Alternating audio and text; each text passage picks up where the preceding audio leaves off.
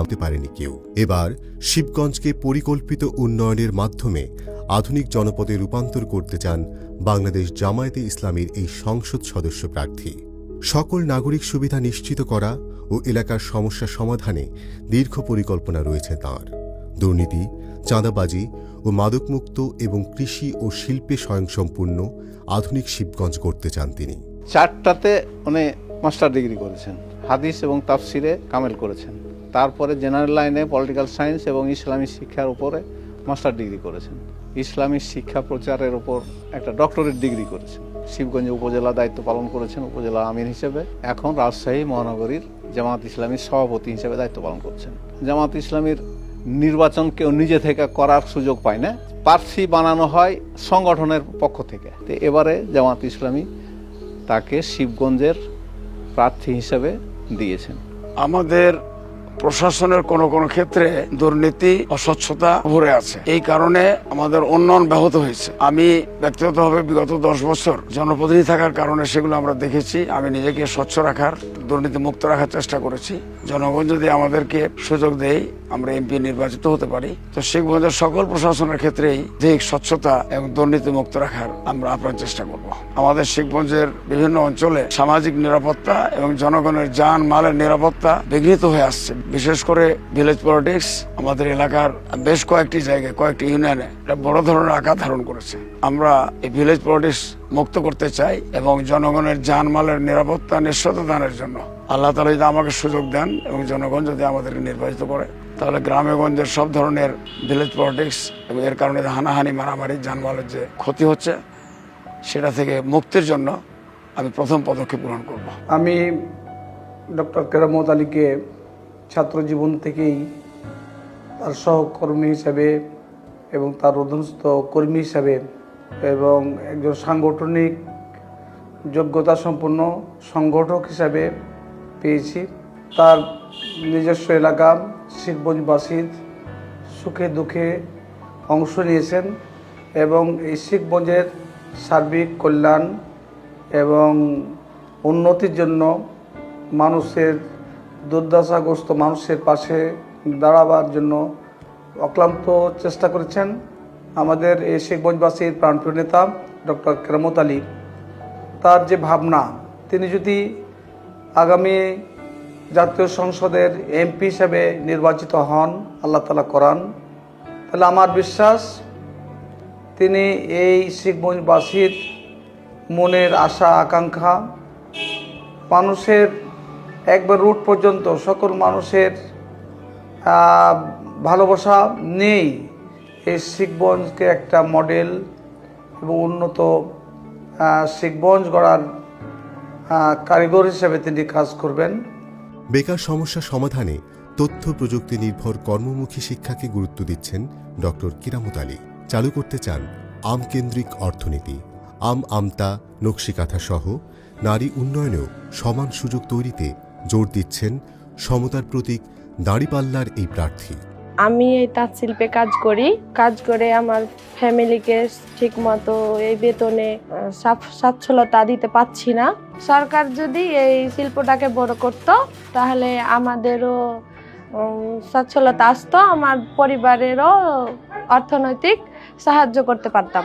বিশেষ করে তরুণ উদ্যোক্তা তৈরির ক্ষেত্রে তাদের প্রশিক্ষণ দান করা এবং তাদের হাতে কাজ দেওয়া, সে চেষ্টা আমি করব। ডক্টর কেরামত আলীর কাছে আমাদের আবদার, তিনি নির্বাচিত হলে আমাদের অঞ্চলের নকশিকাঁথার বাণিজ্যিকরণের ব্যবস্থা গ্রহণ করবেন, যাতে করে আমাদের মা বোনেরা অর্থনৈতিকভাবে সচল হওয়ার পাশাপাশি দেশের অর্থনীতিতে গুরুত্বপূর্ণ ভূমিকা রাখতে পারে।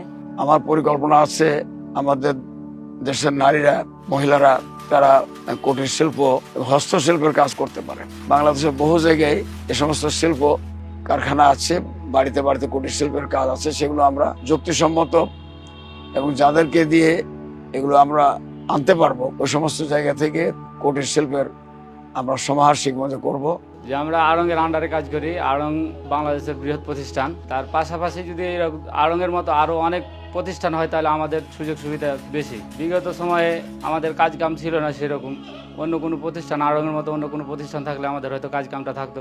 যদি সরকারিভাবে উদ্যোগ নিয়ে যদি আড়ং-এর মতো প্রতিষ্ঠানগুলো করা যায় তাহলে আমরা লাভবান হব।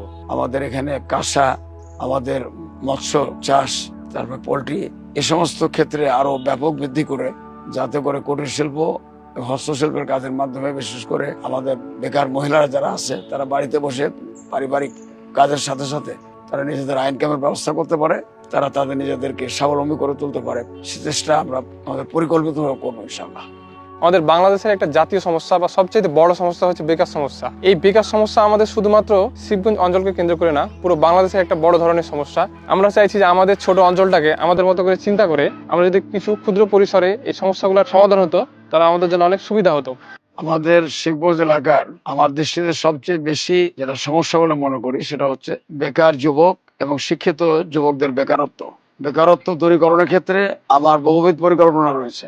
আমি এক্ষেত্রে শিক্ষিত বেকারদের হাতে তাদের কর্মসংস্থানের জন্য কারিগরি প্রশিক্ষণ এবং টেকনিক্যাল যে সমস্ত বিদ্যালয় সেগুলি স্থাপন করা, বিভিন্ন দেশের ভাষা শিক্ষা দান করে তারা এ সকল ক্ষেত্রে আধুনিক প্রযুক্তি ব্যবহারের উপযোগী হতে পারে, তাদেরকে দেশে বিদেশে চাকরির ব্যবস্থা করা। আমাদের শিল্পায়নের প্রয়োজন। এখানে পর্যটন কেন্দ্র আমরা গোল কেন্দ্রিক, সোনা মসজিদ কেন্দ্রিক গড়ে তুলে সেখানে বেকারত্ব দূরীকরণের জন্য বিভিন্ন শিল্প কারখানা হতে পারে, আমি সে চেষ্টা করব। আমাদের বর্তমান সমাজে আমরা শিক্ষা অর্জন করছি কিন্তু আমাদের কারিগরি ডেভেলপমেন্ট নাই, এজন্য আমরা চাকরি পাচ্ছে না বা আমাদের এলাকার ছেলেপিলেগুলা চাকরি থেকে অনেক দূরে আছে। কোয়ালিটি সম্পন্ন শিক্ষা অর্জন করতে পারি এবং আমাদের যদি স্কিল ডেভেলপমেন্ট এবং কম্পিউটারে দক্ষ হওয়ার জন্য কিছু প্রতিষ্ঠান যদি করে দিতে পারে তাহলে আমাদের জন্য অনেক সুবিধা হয়। শিক্ষা সংস্কারের ক্ষেত্রে আমরা কারিগরি শিক্ষার ব্যাপারে আরো গুরুত্ব দিতে চাই। আমাদের দেশে বহু শিক্ষিত আছে কিন্তু কারিগরি শিক্ষা না থাকার কারণে তারা কোনো জায়গায় তারা কাজ পাচ্ছে না। আমরা এক্ষেত্রে চেষ্টা করব এবং বেকার শিক্ষিত যুবকদেরকে প্রশিক্ষণের আওতায় নিয়ে এসে প্রয়োজনে আমরা শিবগঞ্জে প্রশিক্ষণ কেন্দ্র গড়ে তুলব, তারা যাতে বিভিন্ন কারিগরি প্রশিক্ষণ নিয়ে দেশে বিদেশে তারা কাজ পেতে পারে। এর ভিতর দিয়ে আমরা শিক্ষিত যুবকদের, ছাত্রদের আমরা কর্মসংস্থানের ব্যবস্থা করতে চাই। চাঁপাই নবাবগঞ্জে আলেমদের, ইসলাম প্রচার আলেমদের যে ভূমিকা, শীর্ষক ওনার যে থিসিস এটা উনি করেছেন, যার কারণে আমাদের বিশ্বাস জন্মেছে উনি ইসলাম প্রচার এবং প্রসারের কাজে যোগ্যতার সাথে আত্মনিয়োগ করতে পারবেন এবং আমাদের সামাজিক উন্নয়নের জন্য যে তার যে যোগ্যতা এটি আমরা লক্ষ্য করেছি। তার উপজেলা চেয়ারম্যান চলাকালীন সময় সততার সাথে, যোগ্যতার সাথে, আমানতদারির সাথে উনি যে ভূমিকা রেখেছেন এটা অবশ্যনীয় বিষয়।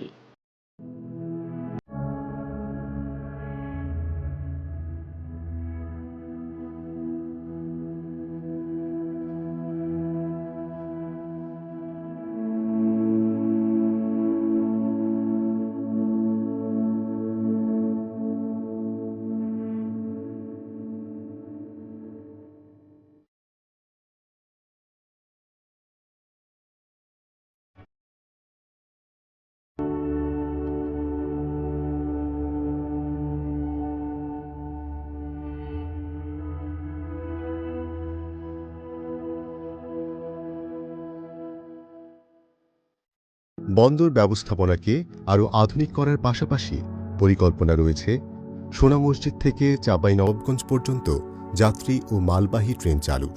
প্রতিশ্রুতি দিয়েছেন কৃষি ও শিল্পপণ্যের আন্তর্জাতিক বাণিজ্য সহজ করতে ইপিজেড প্রতিষ্ঠার উদ্যোগ নেওয়ার, যা বাস্তবায়নের মাধ্যমে উত্তরাঞ্চলের বাণিজ্যিক কেন্দ্র হয়ে উঠবে শিবগঞ্জ। সোনা মসজিদ স্থলবন্দরের শ্রমিকরা ন্যায্য অধিকার থেকে বঞ্চিত। আর আরেকটা বড় সমস্যা হচ্ছে এখানে প্রত্যেকটা সেক্টরে দুর্নীতিতে ভরে আছে। আমাদের এখানে কোনো হসপিটাল নাই, রোগীর কোনো ব্যবস্থা নাই।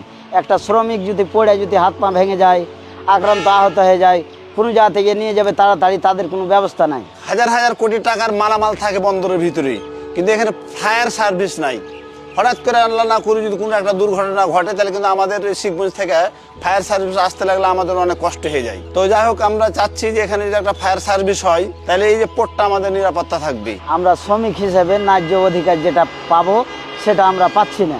আগামী দিনে চাঁপাইনবাবগঞ্জ 1 শিবগঞ্জ আসনে যদি ডক্টর মাওলানা মোহাম্মদ কেরামত আলী জনপ্রতিনিধি নির্বাচিত হয় এবং তার দল যদি সরকার গঠন করতে পারে, আমি বিশ্বাস রাখি ইনশাল্লাহ তিনি সোনা মসজিদ স্থলবন্দরের যতগুলো সমস্যা রয়েছে তিনি সমস্যার সমাধান করতে পারবে এবং সোনা মসজিদ স্থলবন্দরের প্রতিটি শ্রমিকের ন্যায্য মূল্য নির্ধারণ করতে পারবে এবং যে এখানে দুর্নীতি ভরে রয়েছে সে দুর্নীতির সিন্ডিকেট ভেঙে ফেলবে। আমি এমপি নির্বাচিত হলে এবং জামাত ইসলামী যদি সরকার গঠন করতে পারে, তাহলে সোনা মসজিদ স্থলবন্দরের আধুনিকায়ন ও ক্যাপাসিটি বৃদ্ধি করে আমরা ব্যবসার প্রসার ঘটাবো। সোনা মসজিদ স্থলবন্দর কেন্দ্রিক ইকোনমিক জোন প্রতিষ্ঠা করে যাতে করে ব্যবসা আরো বৃদ্ধি করা যায় তার ব্যবস্থা করবো ইনশাআল্লাহ। বিশেষ করে যারা শ্রমিক তাদের যথাযথভাবে তাদের প্রাপ্যতা নিশ্চিত করার ক্ষেত্রে আমার ভূমিকা রক্ষা করব। সোনা মসজিদ স্থলবন্দরে বহু ধরনের দুর্নীতি আছে, এ সকল দুর্নীতিকে আমরা অপসারিত করে দুর্নীতিমুক্ত স্থলবন্দর গড়ে তোলার ক্ষেত্রে চেষ্টা করব। আমের রাজধানী হওয়ার পরেও আম নিয়ে মানুষের সংশয়, দ্বিধা এবং মানুষের মধ্যে যে একটা বিতৃষ্ণার জন্ম দিয়েছে, এটার কারণ হচ্ছে যে এখানে আমের কোনো ধরনের বড় শিল্প প্রতিষ্ঠান না থাকার কারণে কৃষকরা আমের লাভালাভ থেকে বঞ্চিত হচ্ছে, ব্যবসায়ীরা বঞ্চিত হচ্ছে। তো উনি আশাবাদী যে উনি যদি এমপি হতে পারেন তাহলে এই আম কেন্দ্রিক বিভিন্ন শিল্প প্রতিষ্ঠান গড়ে তুলবেন, বিদেশে আমকে রপ্তানির জন্য কার্যকর পদক্ষেপ গ্রহণ করবেন। খরচ ঠিক হচ্ছে, কিন্তু আমটা আমরা ন্যায্য মূল্য দাম পাচ্ছি না, এবং আমার গাছগুলো উঠে গেছে। এই যে পূর্ব যেগুলো এমপি মন্ত্রী এলো আশ্বাস দেয় যে বাইরে রপ্তানি করবো, এবার দাম হবে, আর আশা করে করি, কিন্তু হয় না। আমটা যে রাখার সিস্টেম নাই, জুস কোম্পানি নাই আমার এলাকায়। কোম্পানি চাই থাকলে আমার আমের দামটা পাবো বেশি। চাই সরকারের কাছে আবেদন একটাই, দেশে একটা জুস কোম্পানি হবে এলাকাতে, আমটা যেখানে যায় জুস করবে, ন্যায্য মূল্য দামটা পায় এবং আমটা থুয়ে পরে বেচতে পারি। আম সংরক্ষণের জন্য অত্যাধুনিক কোল্ড স্টোরেজ সহ আমের প্রক্রিয়াজাত করে যাতে করে সারা বছর আমকে রাখা যায়, আমের বিভিন্ন উপকরণ, সেই আম সত্ত্ব, আচার, জুস ইত্যাদি ব্যবসা করে ব্যবসাটা সারা বছর ধরে করা যায় তার চিন্তা করা। কৃষি শিল্প পণ্যের আন্তর্জাতিক ব্যবসা বৃদ্ধিতে ইপিজেডের ব্যবস্থা করা। এ ব্যাপারে আমের জন্য যে প্রয়োজনীয় আধুনিক কৃষি যে সমস্ত উপাদান, কীটনাশক, যাতে করে ঠিক মতো আমটা সংরক্ষণ করা যায়, এ ব্যাপারে প্রয়োজনীয় ব্যবস্থা গ্রহণ করা। আমাদের কৃষি অফিস আছে, কৃষি অফিসের কাছে যে আমের যত্নটা পাওয়া দরকার সেটা পাওয়া যায়নি। আমের জন্য অত্যাধুনিক গবেষণা কেন্দ্র গড়ে তোলা, যেখানে বৈজ্ঞানিক কর্মকর্তা সহ আম বিষয়ে গবেষণা করতে পারে, এবং এটাকে আমাদের শেখগঞ্জ অঞ্চলে গুরুত্ব দিয়ে আমরা এখানে বৈজ্ঞানিক কর্মকর্তাদের অফিস এটা আমরা স্থায়ী করব, এবং সেটা প্রয়োজন আছে আমাদের জন্য।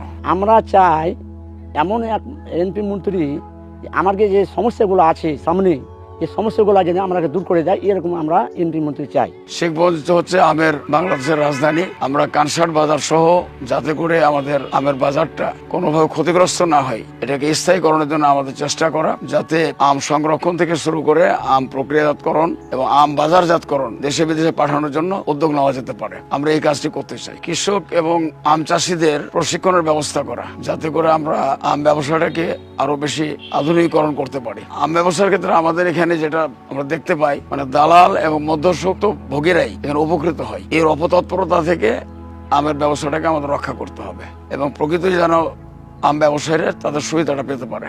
সবাই চাকরির পিছনে না দৌড়িয়ে যেন আমরা নতুন উদ্যোক্তা হতে পারি। পাশাপাশি আমরা এই যে ফলটা করছি এটার ডিমান্ড অনেক, আলহামদুলিল্লাহ, এটা নিয়ে আমরা সুখী আছি। তবে এটা যদি আমাদের দেশে আরো মানে সরকার থেকে বা সরকারি লোক থেকে আমাদেরকে যদি ভালো একটা উৎসাহ দেয়, বা যেগুলো আমরা সার পাচ্ছি না, যেমন সার পাইতে অনেক কাহিনী, অনেক কিছু করতে হচ্ছে, তা আমরা এগুলা যদি ভালোভাবে পাই, সুলভ মূল্যে পাই, তাহলে এটা নিয়ে আমরা আরো আগামী দিনে ভালো কিছু করতে পারবো, এটা আশা রাখছি।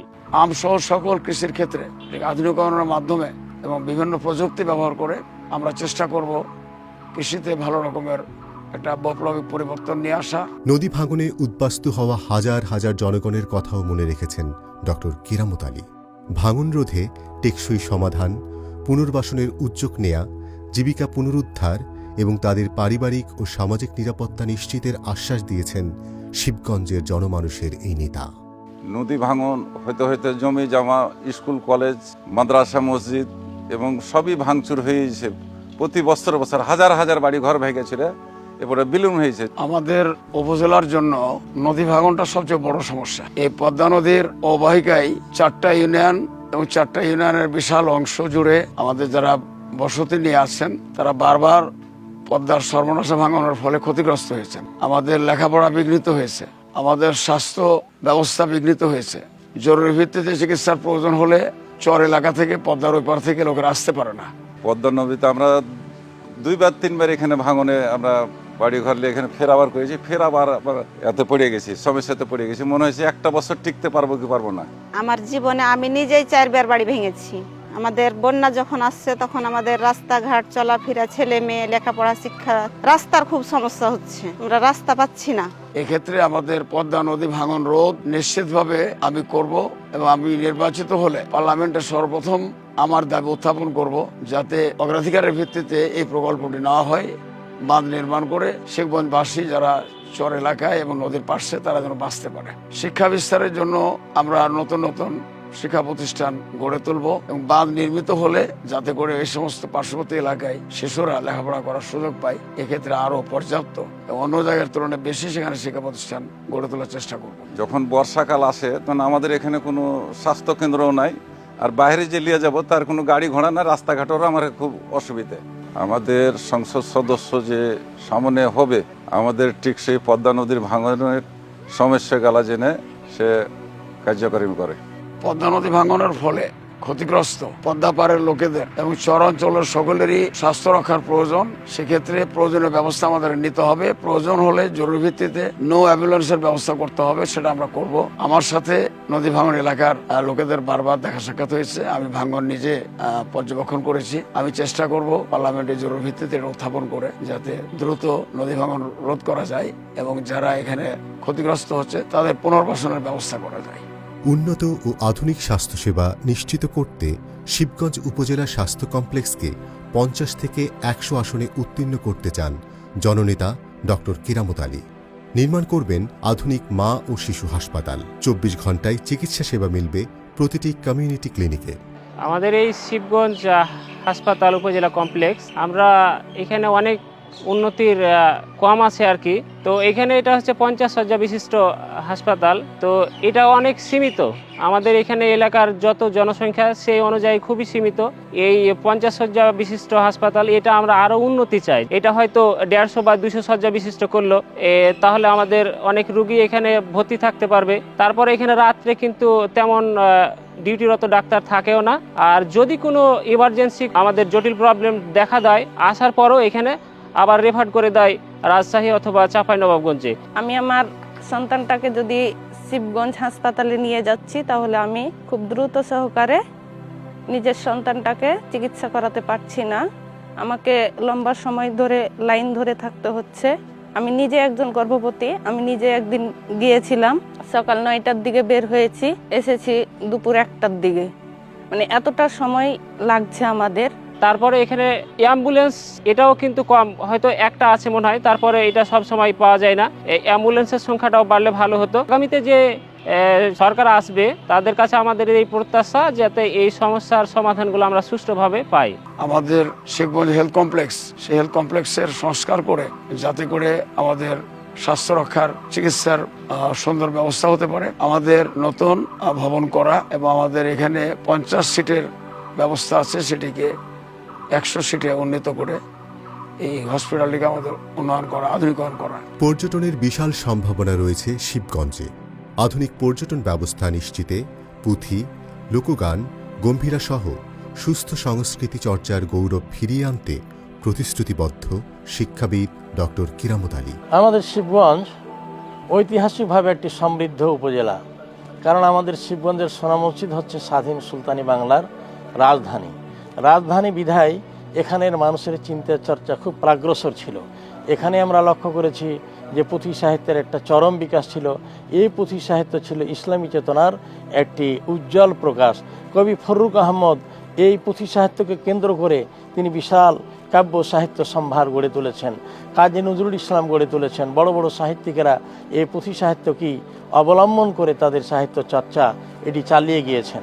আমাদের শিবগঞ্জে আমি আশা করব আবারও সেই পুঁথি সাহিত্য পাঠ, জারি গান, সারি গান, গম্ভীরা, এই সব কিছুর মধ্যে দিয়ে আবার আমাদের এই হারানো সংস্কৃতি ফিরে আসবে।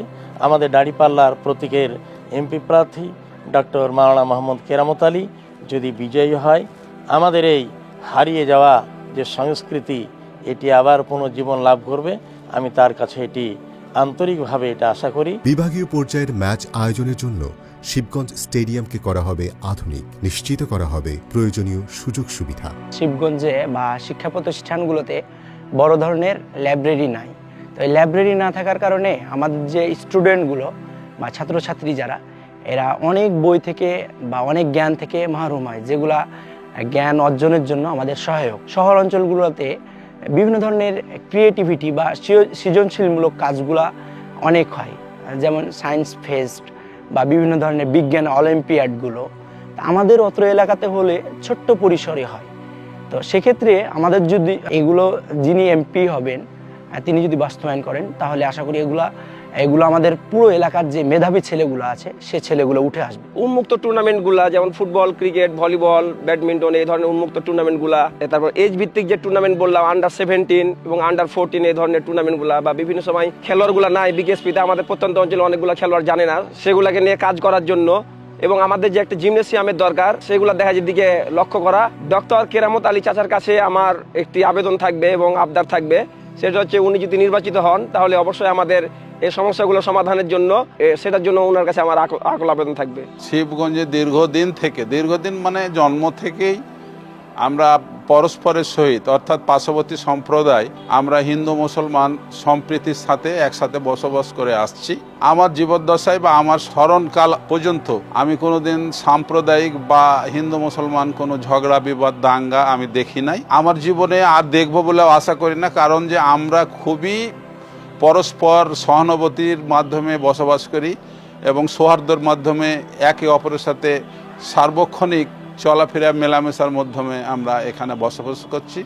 আমি আশা রাখব যে আমরা এখন পর্যন্ত যেভাবে বন্ধুসুলভ মনোভাব নিয়ে ভাইয়ের সাথে যে সম্পর্ক, সেই রকম মনোভাব নিয়ে বসবাস করছি, শিবগঞ্জবাসী যেন চিরদিন এভাবে বসবাস করি, এই প্রত্যাশায় আমি রাখতে চাই। সকল ধর্ম বর্ণ পেশার মানুষের অধিকার নিশ্চিত করা, শ্রমজীবী পেশাজীবী ছিন্নমূল মানুষের অধিকার নিশ্চিত করা, লোক সংস্কৃতি যেমন পুঁথি সাহিত্য, লোকগান, গান, মিলাদ, গম্ভীরা, কবিগান ইত্যাদি চর্চার মাধ্যমে আমরা আমাদের সেই ঐতিহ্যকে সামনের দিকে এগিয়ে আনতে চাই।